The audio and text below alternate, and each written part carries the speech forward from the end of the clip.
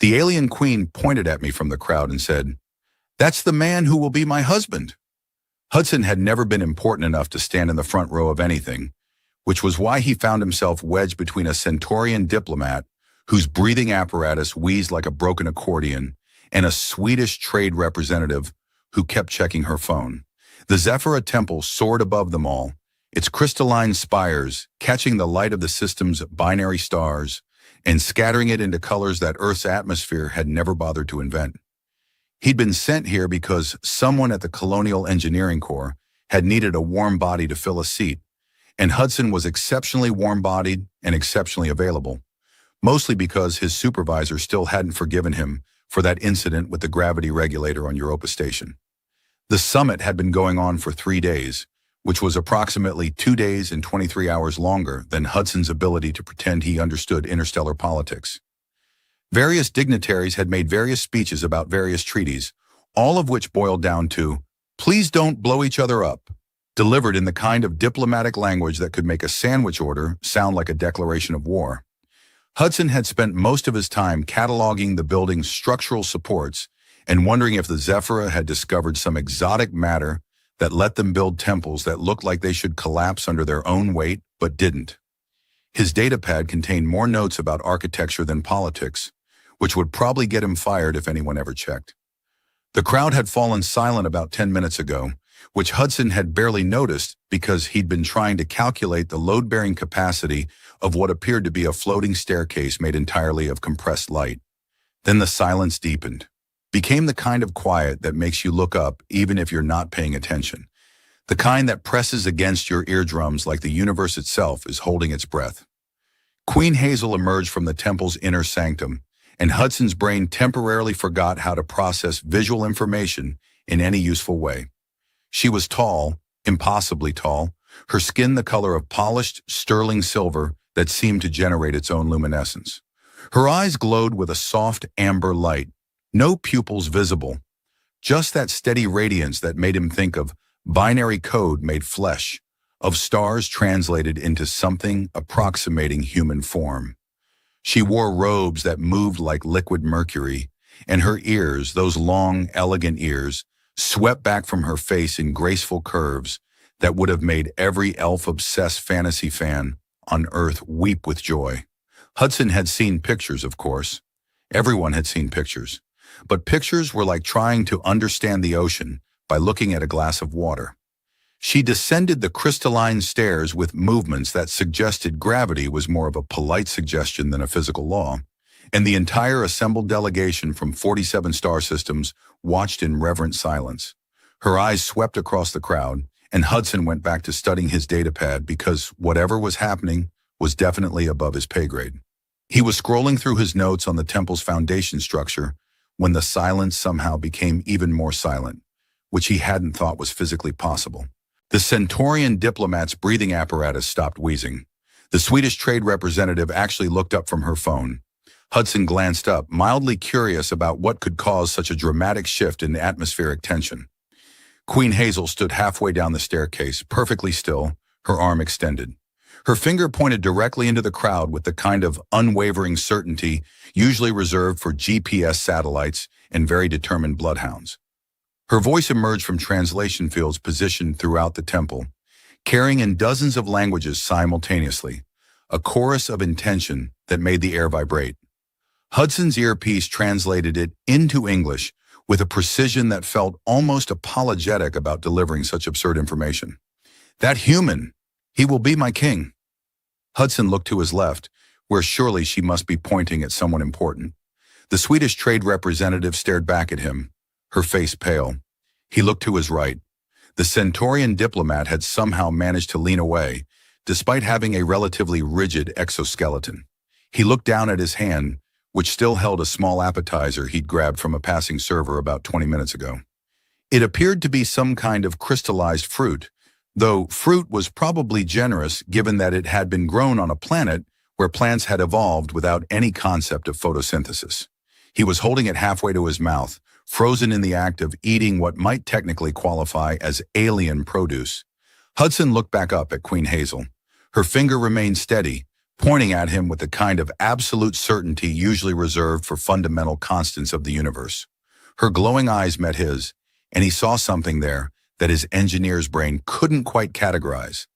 Not quite amusement, not quite recognition, something that suggested she knew exactly how ridiculous this was and had decided to do it anyway. The silence stretched. Somewhere in the vast temple, a piece of architecture made a subtle, settling sound that Hudson's professional instincts automatically cataloged as normal thermal expansion. "Oh," Hudson said, his voice somehow carrying in the absolute quiet, "you've got to be kidding me."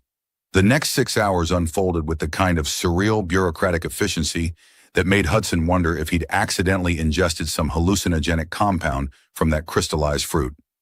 3 different Earth ambassadors materialized from various parts of the temple, each one progressively more senior and progressively more prone to stress-induced sweating.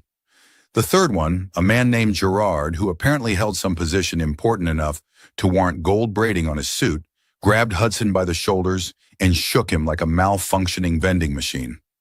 "What did you do?" Gerard demanded, his face the color of a ripe tomato experiencing gravitational stress. "I existed," Hudson said, which was the most accurate answer he could provide given the circumstances. "Also, I was eating. Should I not have eaten the thing? Was the thing sacred?" "Nobody said the thing was sacred." Gerard made a sound like a deflating airlock and released him, turning to face the Zephyra honor guard that had materialized around Hudson with the silent efficiency of extremely polite Special Forces operatives. They stood at parade rest, their ceremonial armor gleaming with embedded circuitry that probably did something more interesting than look decorative. Their ears, slightly shorter than Hazel's but still impressively elongated, swiveled and tracked sounds with an alertness that suggested they were monitoring every conversation in the temple simultaneously. "There's been a mistake," Gerard announced, his voice projecting diplomatic authority undermined somewhat by the visible sweat stains expanding across his shirt. "This man is a low-level engineer. Clearly, the Queen's translation matrix experienced some form of technical malfunction." The lead guard, whose armor identified her as Captain Something Unpronounceable, that Hudson's translator rendered as melodic dawn on still waters, smiled with slightly too many teeth. Zephyra dental structure apparently included a few extras in the back for aesthetic purposes. "Her radiance does not malfunction," Melodic Dawn said pleasantly. "Her radiance has made her selection. The chosen will accompany us to the palace for preparation." "Preparation for what?" Hudson asked, though he suspected he knew the answer and desperately wished he didn't. "The bonding ceremony will occur in 7 solar cycles, as is traditional. You will need instruction in court protocol, imperial history, ceremonial obligations, and the 17 different types of formal bowing required for various social situations." 17 types of bowing, Hudson repeated slowly. "You have 17 different bows. 18 if you include the semi-formal greeting bow, but that's considered rather casual for imperial functions." Gerard attempted to step between Hudson and the guards, which was brave considering they were all armed with what appeared to be ceremonial staff weapons that probably stopped being ceremonial the moment someone needed them to be. "I must insist on speaking with Earth's diplomatic corps. We cannot simply hand over one of our citizens without proper channels, without negotiation, without—" "The Queen's word is law within the Zephyra Empire," Melodic Dawn said, still smiling that slightly unnerving smile. "However, we recognize your need for bureaucratic satisfaction. You may file any necessary paperwork with the Office of Imperial Selections, located in the palace's eastern wing, 3rd sublevel, room 4216. Office hours are dawn until midday, local time, excluding festivals, holy days, and Tuesdays." "Why not Tuesdays?" Hudson asked, because apparently his brain had decided that was the most pressing question. "The office manager has a standing appointment for atmospheric meditation. Very important for mental clarity." Gerard looked like he was experiencing several different types of stroke simultaneously. Hudson felt a strange calm settling over him, the kind that came from realizing a situation had spiraled so far beyond his control that panic would be wasted energy. He'd felt the same way when the gravity regulator on Europa Station had failed, and he'd had approximately 45 seconds to reroute power before everyone started floating into the ceiling. Sometimes you just had to accept the absurdity and work the problem. "Can I at least get my things from my hotel?" he asked. Melodic Dawn consulted a device embedded in her forearm that glowed with soft blue light. "Your belongings have already been retrieved and transferred to your quarters in the palace. We are very efficient." "That was fast. I've only been standing here for like 20 minutes. We anticipated cooperation and acted preemptively. Also, your luggage consisted of 2 bags, one containing clothing and one containing what appears to be an extensive collection of socket wrenches organized by size and threading type." Hudson felt oddly defensive about his wrenches. You never know when you might need to disassemble something in a hurry. The guards formed up around him in a configuration that looked ceremonial but functionally prevented any escape attempts. Not that Hudson was planning any. Where would he even go? The temple existed in a controlled environment dome on a planet whose atmosphere was 70% neon and would kill him in about 30 seconds. The guards began moving, and Hudson moved with them, caught in a current of inevitability that felt almost relaxing in its totality. Gerard shouted something about diplomatic incidents and proper procedures, but his voice faded as they entered a corridor that seemed to fold space in ways that made Hudson's engineering brain itch with curiosity. The walls were transparent, revealing the alien landscape beyond the dome. Crystalline formations that grew in fractal patterns, lakes of liquid methane that shimmered with bioluminescent algae, and 3 moons rising in colors that reminded him of a sunset filtered through a prism and then translated into a language Earth had never spoken. "So," Hudson said conversationally to Melodic Dawn, who walked beside him with military precision. "Does this happen often? The Queen just pointing at random people and declaring them her future spouse?" "You are her first selection," Melodic Dawn said. "In the 843 years of her reign, she has never chosen a consort." 843 years, Hudson repeated, his voice slightly faint. "That's quite a gap in our ages. Zephyra physiology ages differently than human. Her radiance is considered quite young by our standards. Barely past her adolescence, really." "Oh, good," Hudson said weakly. "I was worried this might be weird." The quarters they assigned him occupied enough space to house a small village, assuming the village was comfortable with floors made of some material that shifted between solid and liquid, depending on where you stepped, apparently for aesthetic purposes. Hudson had tested this by walking in careful circles for 5 minutes before accepting that Zephyra interior design followed rules that physics had never agreed to. The walls displayed what he initially thought were windows before realizing they were actually some kind of programmable matter that showed whatever view you requested, currently cycling through what appeared to be greatest hits from various planets' most impressive landscapes. A servant had appeared within minutes of his arrival, a younger Zephyra, whose ears were decorated with silver rings that chimed softly when she moved. She'd introduced herself as Lyra, informed him that his presence was required at no fewer than 6 different social functions over the next 3 days, and asked if he had any dietary restrictions she should inform the palace kitchens about. "I'm allergic to shellfish," Hudson had said, then immediately wondered if that information was even relevant on a planet that had never evolved anything resembling Earth's ocean ecosystem. "Also, I don't suppose you have coffee." Lyra had tilted her head, her ears swiveling in what he was learning to recognize as concentration. "We have several stimulant beverages. I will have a selection brought to you for evaluation." The selection had arrived 20 minutes later on a floating tray carried by anti-gravity generators that made Hudson's fingers itch to disassemble and examine. 12 different liquids in crystalline containers, ranging in color from deep purple to something that glowed faintly green and smelled like burned circuit boards mixed with vanilla. He'd tried 3 before finding one that tasted approximately like coffee, if coffee had been invented by someone who'd only had it described to them by a particularly unreliable third party. He was on his 2nd cup of alien not-quite coffee when Hazel arrived, appearing in his doorway without any of the warning sounds that normal people made when approaching through normal hallways. She simply existed suddenly where she hadn't existed before, as if the universe had decided to edit her into the scene without bothering with transitions. Hudson jumped, spilled approximately half his beverage onto his borrowed robes, and said several words that his translator probably rendered into something equally inappropriate in Zafara. Hazel watched him with those luminous eyes, her expression unreadable in the way that made him wonder if she was amused or offended or simply cataloging his reactions for some unknowable purpose.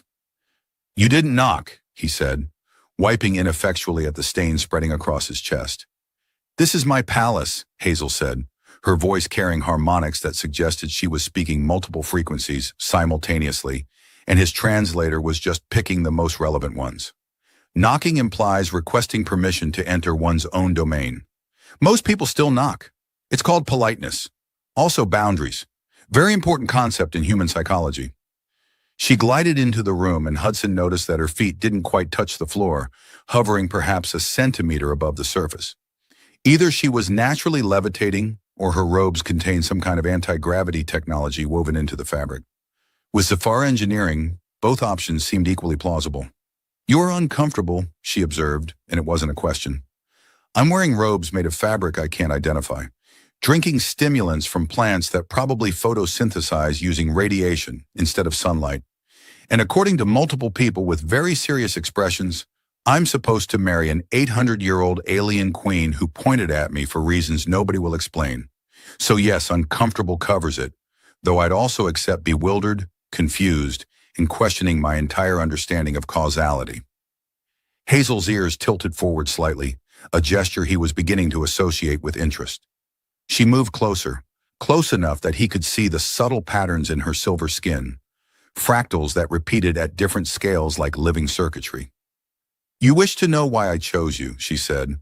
"That would be a good starting point, yes. Right after someone explains what exactly I'm being chosen for and whether I get any say in the matter. You have complete autonomy in this decision. I will not force bonding on an unwilling participant. That would be—" She paused, and her translator supplied the word with particular emphasis. "Unconscionable." Hudson felt some of the tension leave his shoulders. "Okay, good. That's good. So I can just say no and go home and pretend this was a really weird fever dream brought on by eating mysterious alien fruit?" "You can," Hazel agreed, "though I would prefer you didn't." "Why?" Hudson asked, and realized he genuinely wanted to know. "I'm nobody.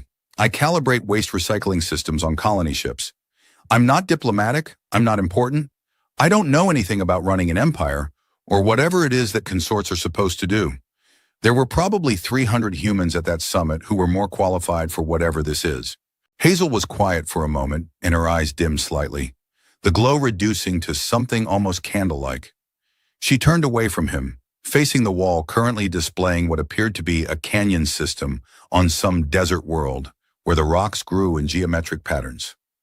"My people see patterns," she said finally, "probability streams flowing through space and time.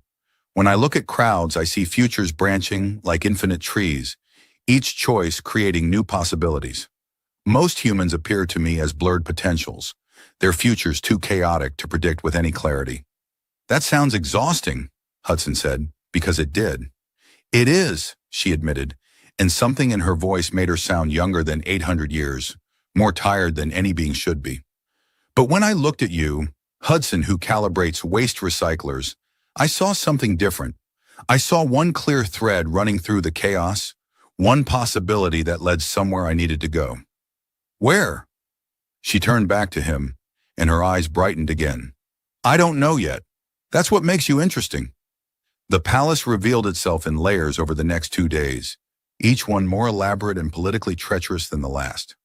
Hudson attended a breakfast reception where he smiled at beings whose names his translator couldn't properly render, and nodded politely while various courtiers made conversation that felt less like small talk and more like verbal reconnaissance missions.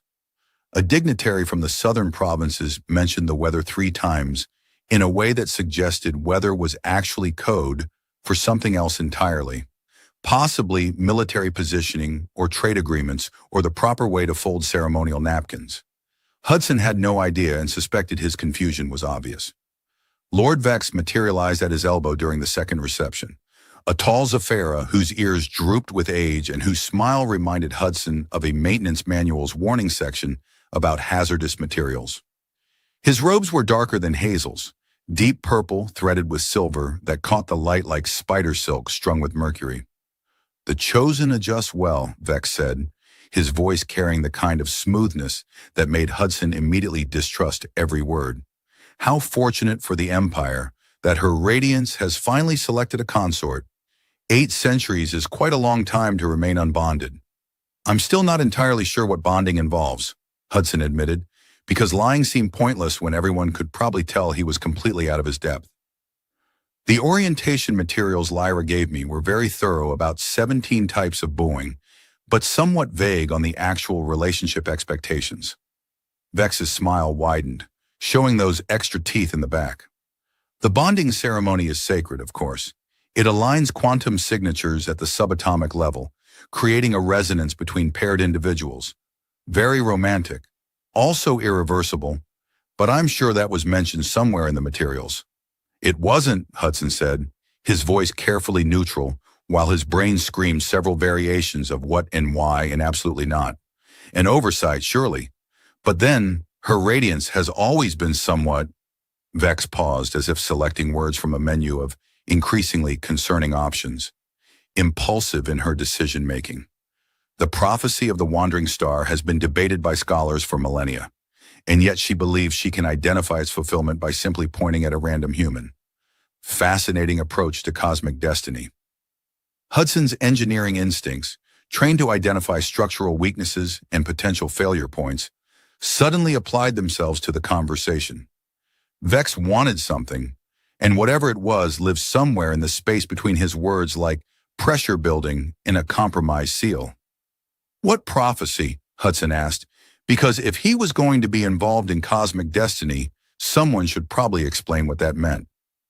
"You should ask Her Radiance," Vex said, bowing with what Hudson's limited experience suggested was the 8th type of bow, the one that implied polite dismissal while maintaining plausible deniability about being rude. "I'm sure she'll explain everything."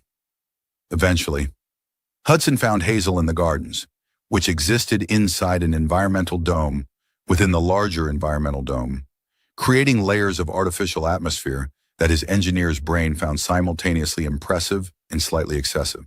The plants here bioluminesced in rhythmic patterns, their light pulsing in waves that suggested either synchronized communication or just really committed photosynthesis.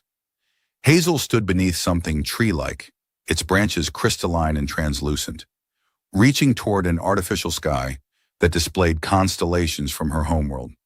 "Lord Vex mentioned a prophecy," Hudson said without preamble, because he'd discovered that indirect approaches with Hazel got him nowhere except more confused. "Something about a wandering star. He seemed to think I should know about it." Hazel's ears tilted back slightly, a gesture he'd learned meant irritation. "Lord Vex thinks many things.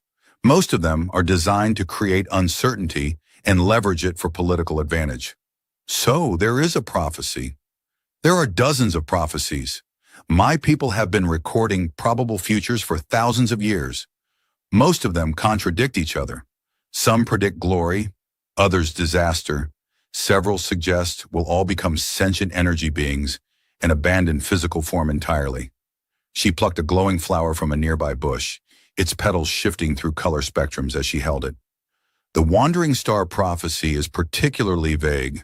Something about a being from beyond our skies who will either save the Empire or destroy it, depending on which translation you read and how metaphorical you're willing to get with ancient verb tenses." "And you think that's me? The guy who nearly failed Astrophysics 101 because I kept getting distracted by arguing with the professor about warp drive feasibility?" "I think," Hazel said carefully, turning the flower between her fingers, "that you're someone who argues with professors about theoretical engineering. Most people simply accept what they're told. You question, you analyze, you look at systems and see how they could be better. That's just basic problem solving." "Exactly." She looked at him then, and her eyes held something that might have been hope, or might have been desperation, or might have been the alien equivalent of both. "My empire is a system, Hudson, and it has problems I can't solve alone." Before he could ask what she meant, Lyra appeared at the garden's entrance, moving with unusual urgency. Her ears were pinned back flat against her skull, and her expression carried the kind of tension that transcended species barriers. "Your radiance," she said, her voice tight. "The Chosen's evening meal." The kitchen staff found something in the preparation area, a compound, flavorless, odorless, designed to interact specifically with human neurochemistry. Hudson felt the temperature drop despite the dome's climate control.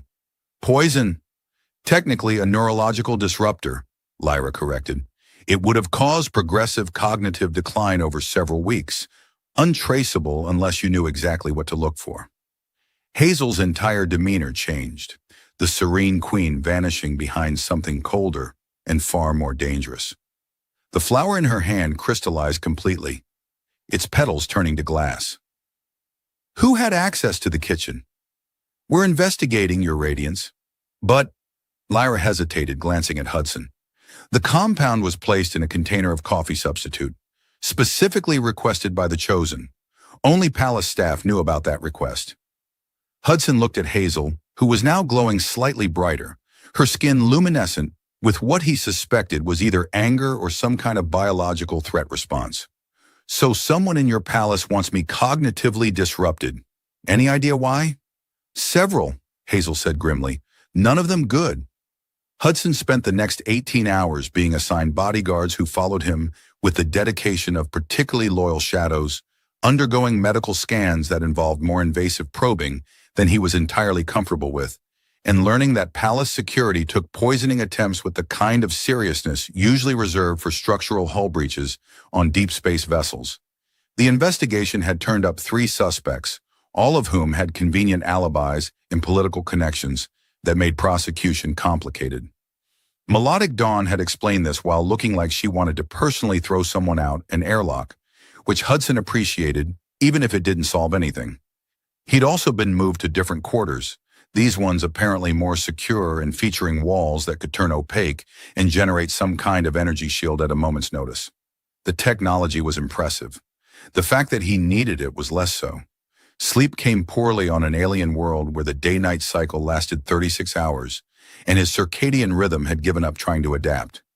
He found himself wandering the palace corridors at what his body insisted was 3 in the morning but was actually mid-afternoon local time, nodding at guards who tracked his movement with professional alertness and trying not to think about neurological disruptors in his coffee.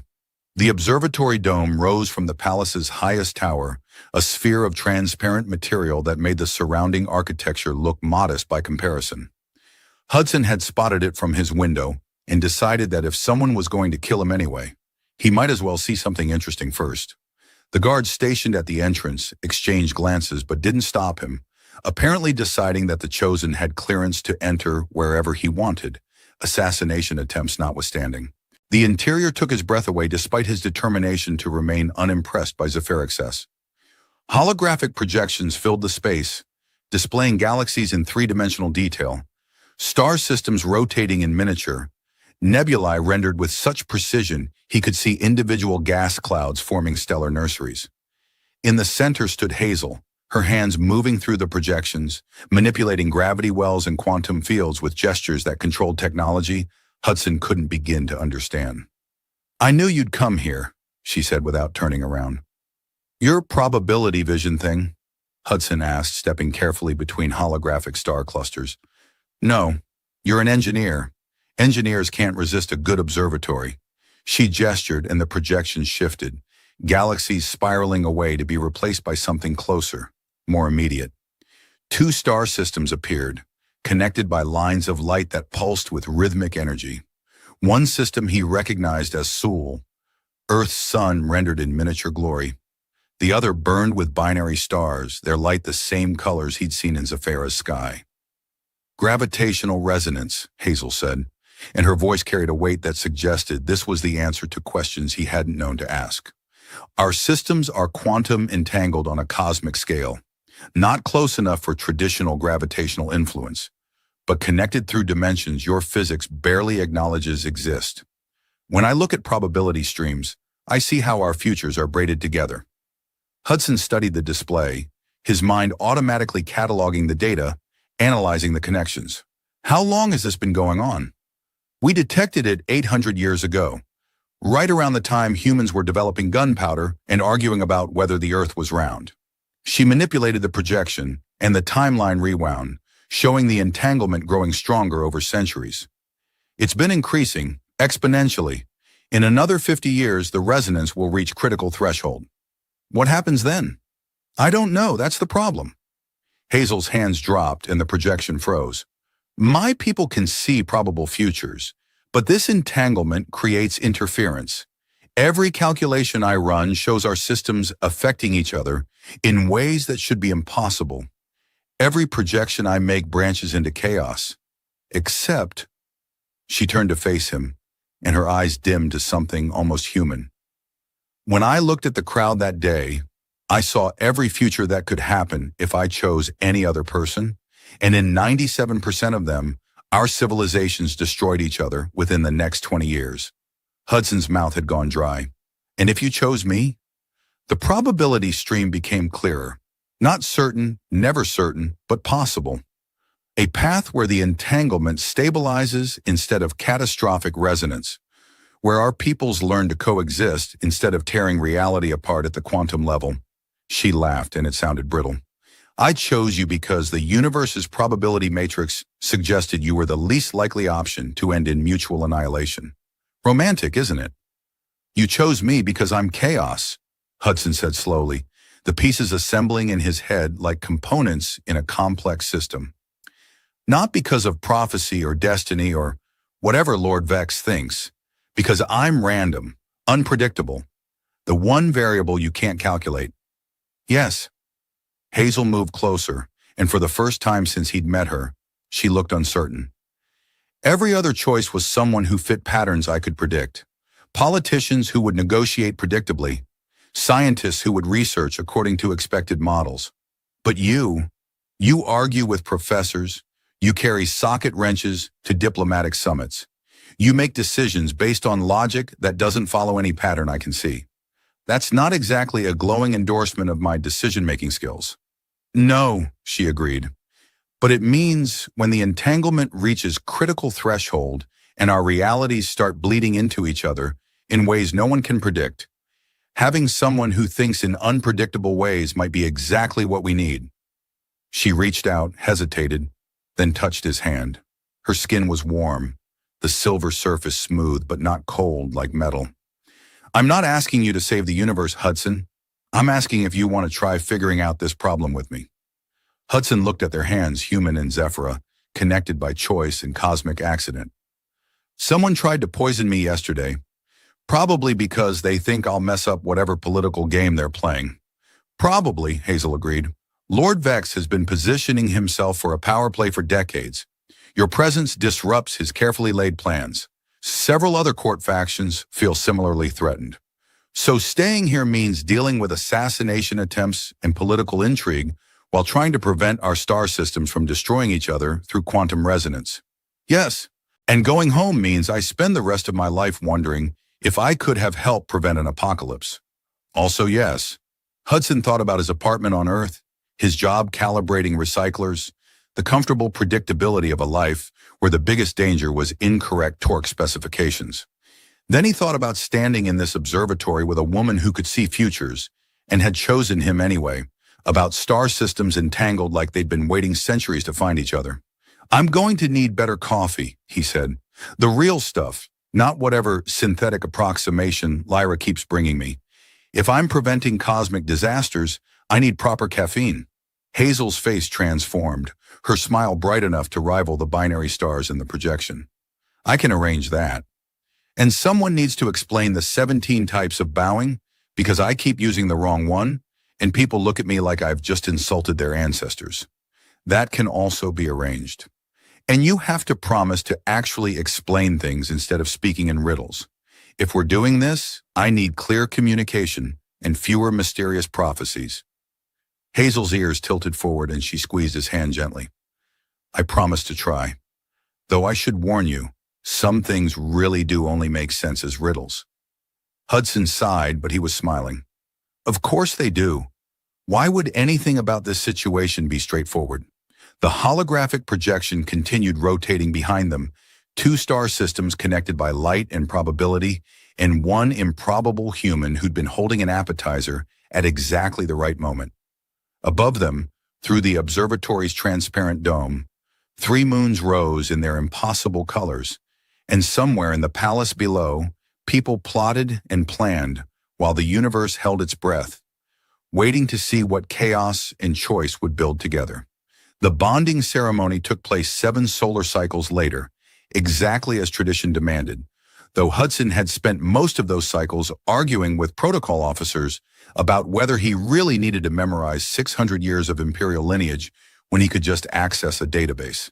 He'd lost that argument but won the one about wearing shoes that actually fit human feet, which he considered a reasonable compromise. The temple was packed with representatives from both their worlds and a dozen others besides, all watching with varying degrees of curiosity and political calculation.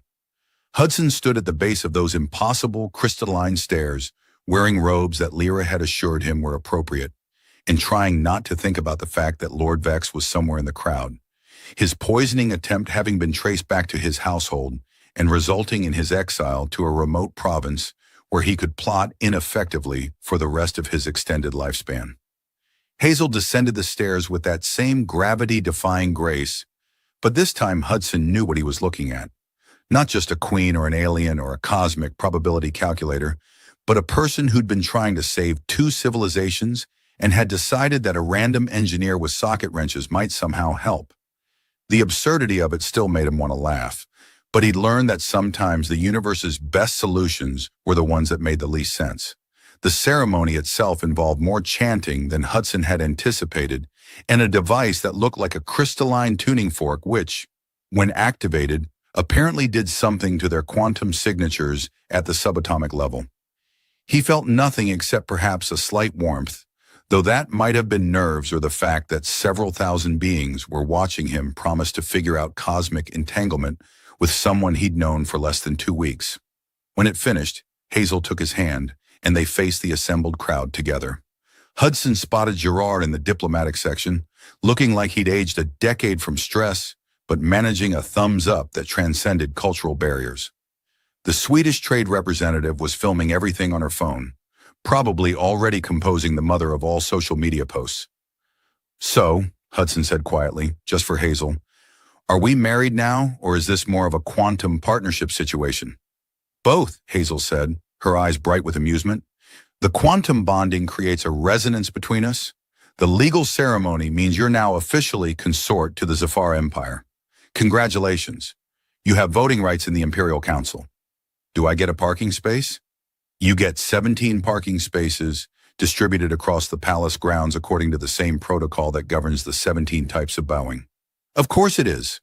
Hudson looked out at the crowd, at humans and Zephyra, and beings from star systems he couldn't name, all gathered to witness something that shouldn't have worked, but somehow did.